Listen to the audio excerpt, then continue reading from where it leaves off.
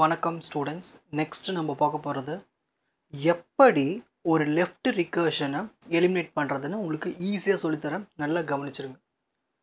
Eliminate the left recursion for the following grammar. So உங்களுக்கு இந்த மாதிரி கிராமர் ப்ரொடக்ஷன் ரூல்ஸ் கொடுத்துருவாங்க. ஸோ இதுக்கு நம்ம என்ன பண்ணணும்னா லெஃப்ட் ரிகர்ஷன் எலிமினேட் பண்ணணும்.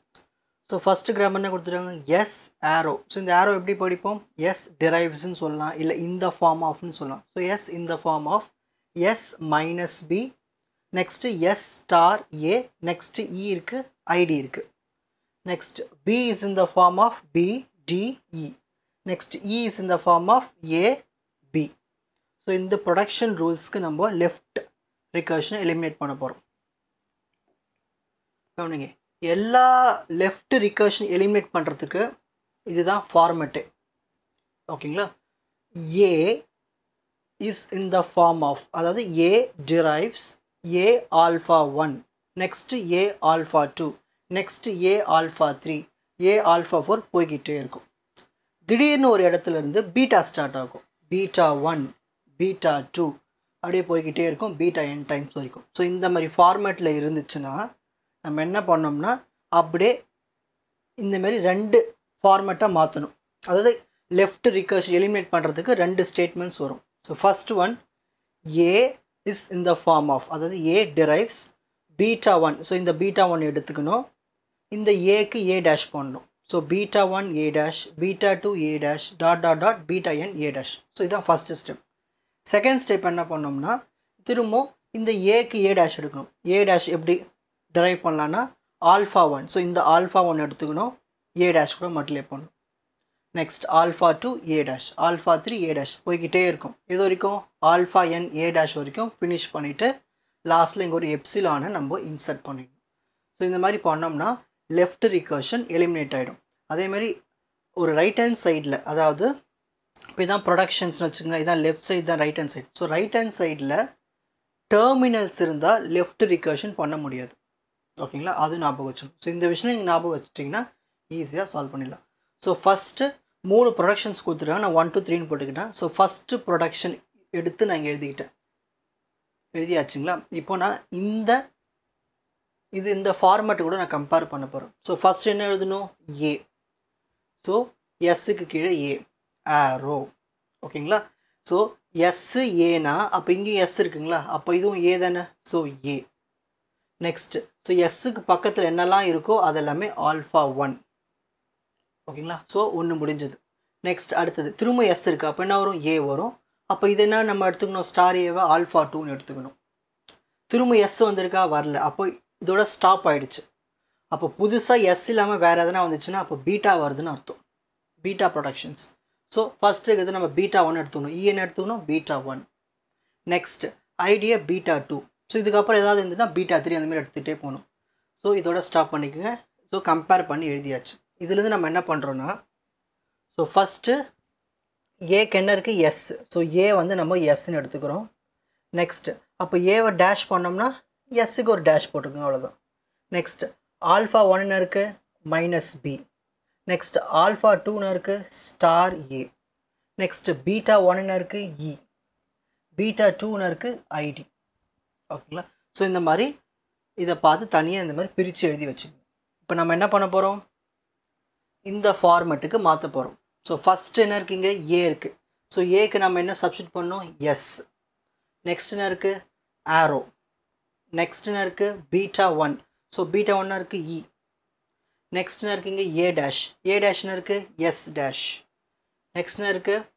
ப்ரொடக்ஷனை பிரிக்கிறோம். ஓகேங்களா? செப்பரேட்டர். நெக்ஸ்ட் பீட்டா 2 என்ன இருக்குது? ID. Next A dash. A dash என்ன இருக்குது? S dash. ஓகேங்களா? நெக்ஸ்ட்டு பீட்டா 3 இருக்கா பாருங்கள், இதில் பீட்டா 3 இருக்கா? இல்லை, இதோட ஸ்டாப் பண்ணிக்கணும். ஓகேங்களா?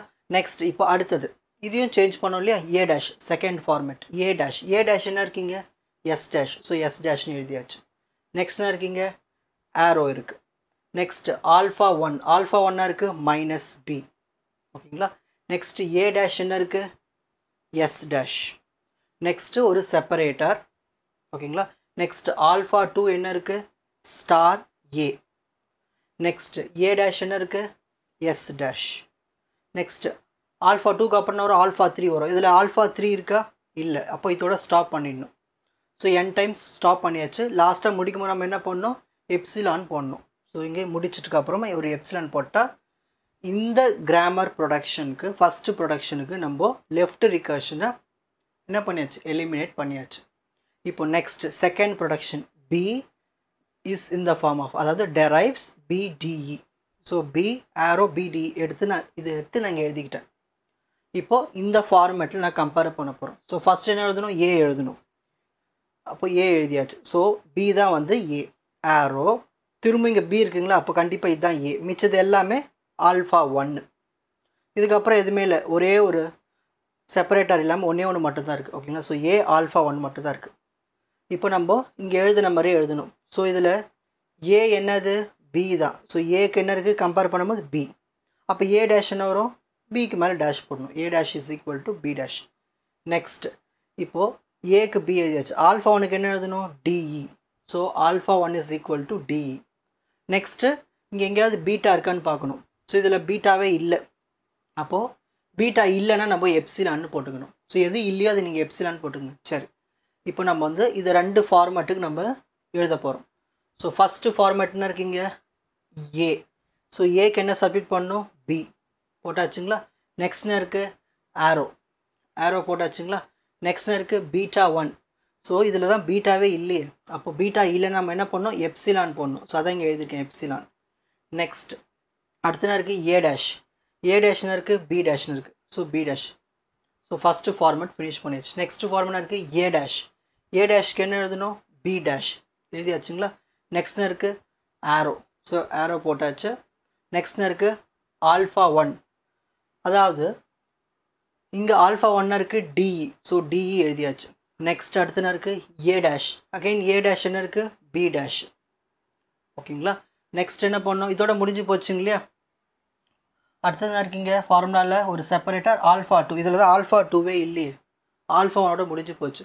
அப்போ நம்ம என்ன பண்ணோம்? இந்த ஆல்ஃபாவை முடிச்சுட்டு ஃபைனலாக ஒரு லைன் போட்டுட்டு செப்பரேட்டர் போட்டு எப்சிலான் போட்டால் முடிஞ்சு போச்சு. ஸோ இந்த கிராமர் ப்ரொடக்ஷனுக்கு லெஃப்ட் ரிகர்ஷனை எலிமினேட் பண்ணி எழுதியாச்சு. ஓகேங்களா? நெக்ஸ்ட் மூணாவது ப்ரொடக்ஷன் பாருங்கள். E is in the form of, அதாவது டெரைவ்ஸ் ஏ அப்புறம் பி. ஸோ அதை எடுத்து நான் இங்கே எழுதிக்கிட்டேன். இது நீங்கள் பாருங்கள், ரைட் ஹேண்ட் சைடில் பார்க்கணும். இந்த ஸ்மால் ஏ ஸ்மால் பி இது எல்லாமே என்னது? டெர்மினல்ஸ். ஸோ டெர்மினல்ஸ் வந்தாலே நம்ம என்ன பண்ணோம்னா லெஃப்ட் ரிகர்ஷன் பண்ண முடியாது. ஸோ லெஃப்ட் ரிகர்ஷன் நாட் எக்ஸிஸ்ட்னு எழுதணும். ஓகேங்களா? ஸோ இதோட ஓவர். இப்போ ஃபைனலாக நம்ம ஆன்சர் எடுத்து எழுத போகிறோம். ஸோ ஃபஸ்ட்டு ப்ரொடக்ஷனுக்கு லெஃப்ட் ரிகர்ஷன் கண்டுபிடிச்சோம் இல்லையா? இதை எடுத்து ஃபஸ்ட்டு எழுதணும். அடுத்தது ரெண்டாவது ப்ரொடக்ஷனுக்கு லெஃப்ட் ரிகர்ஷன் கண்டுபிடிச்சோமா? இதை எடுத்து நெக்ஸ்ட் எழுதணும். மூணாவது ப்ரொடக்ஷனுக்கு லெஃப்ட் ரிகர்ஷன் தேவையில்லை, பண்ண முடியாது, டெர்மினல்ஸ் இருக்குது. அப்போ அதை எழுத தேவையில்லை. இதுதான் ஃபைனல் ஆன்சர். இதுதான் லெஃப்ட் ரிகர்ஷன் எலிமினேட் பண்ண ஆன்சர். இப்போது ஸ்க்ரீன்ஷாட் டைம். கொஸ்டின் உங்களுக்கு ஃபார்மட்டும் சொல்லி கொடுத்துட்டேன், எப்படி எலிமினேட் பண்ணணும்னு சொல்லி கொடுத்துட்டேன். ஸோ இதை நல்லா புரிஞ்சுக்கிட்டு அப்ளை பண்ணிவிடுங்க. உங்களுக்கு இந்த கண்டென்ட் ஈஸியாக புரிஞ்சிருக்கும்னு நினைக்கிறேன். வாட்ச் அதர் எபிசோட்ஸ் இன் த appropriate playlist. Fuji silver academy strength success clarity. வணக்கம்.